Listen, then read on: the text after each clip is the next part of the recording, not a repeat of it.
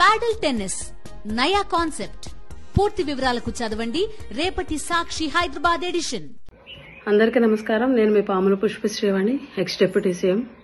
ఆంధ్రప్రదేశ్ రాష్ట్ర ఉప ముఖ్యమంత్రి పవన్ కళ్యాణ్ గారు ఎలక్షన్ కి ముందు వారాహి సభల్లో అదేవిధంగా ఎన్నికల ప్రచారంలో భాగంగా పలు మీటింగుల్లో పలు సందర్భాల్లో ఆయన మాట్లాడినటువంటి మాటలు, ఆయన చేసినటువంటి వ్యాఖ్యలు, గత ప్రభుత్వంపై జగన్మోహన్ రెడ్డి గారి ప్రభుత్వంపై ఆయన చేసినటువంటి వ్యాఖ్యలు ఏవైతే ఉన్నాయో, జగన్మోహన్ రెడ్డి గారి ప్రభుత్వంలో పనిచేస్తున్నటువంటి వాలంటీర్లు సర్వే పేరు చెప్పి ప్రతి ఇంటికి వెళ్లి ప్రతి ఇంటిలో ఉన్నటువంటి మహిళల యొక్క సమాచారం సేకరించి ఆ డేటాను సంఘ విద్రోహ శక్తులకి వాలంటీర్లు ఇస్తున్నారు.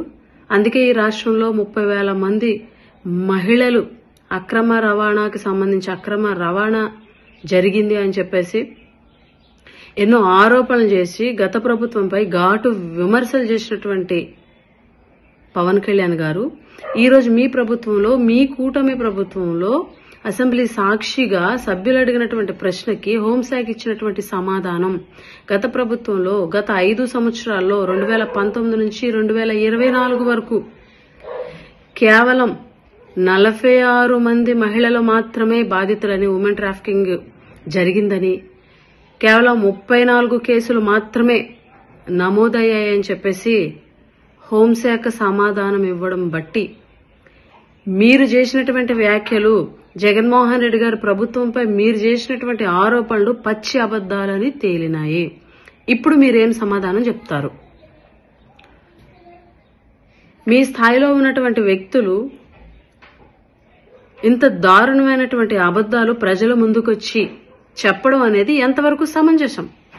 ఈరోజు మీ ప్రభుత్వంలో, మీ కూటమి ప్రభుత్వంలో హోంశాఖ ఇచ్చినటువంటి సమాధానం ద్వారాగా మీరు చేసినటువంటి ఆరోపణలు పచ్చి అబద్దాలని తేలినాయి. ఈరోజు రాష్ట్ర ప్రజలకు మీరేం సమాధానం చెప్తారు? ఇలాంటి వ్యాఖ్యలు చేయడం వల్ల ఆంధ్ర రాష్ట్రంలో ఉన్నటువంటి ప్రజల ముందు ఈరోజు మీరు దోషిగా నిలబడ్డారు. మీరు చేసినటువంటి వ్యాఖ్యలు పచ్చి అబద్దం అని తేలింది. ఇప్పటికైనా ఆంధ్ర రాష్ట్రంలో ఉన్నటువంటి ప్రజలు వాస్తవాలు తెలుసుకోవాలని చెప్పేసి విజ్ఞప్తి చేస్తున్నాం. కూటమి పెద్దలు చేసినవన్నీ, కూటమి పెద్దలు జగన్మోహన్ రెడ్డి గారి ప్రభుత్వంపై చేసినటువంటి ఆరోపణలన్నీ పచ్చి అబద్దాలు. ఇప్పటికే ప్రతి ఒక్కటి కూడా ఏదో ఒక సందర్భంలో వాళ్ళు చేసినటువంటి ఆరోపణలు అబద్దాలని తేలుతున్నాయి. ఇంకా చాలా ఆరోపణలు చేశారు, అవన్నీ కూడా అబద్దాలని తేలే రోజు వస్తుంది. ఈ కూటమి ప్రభుత్వంలో ఉన్నటువంటి పెద్దలకి బుద్ధి చెప్పే రోజు కూడా రాబోయే రోజుల్లో జరుగుతుందని కూడా ఈ సందర్భంగా తెలియజేస్తూ సెలవు తీసుకుంటున్నాం.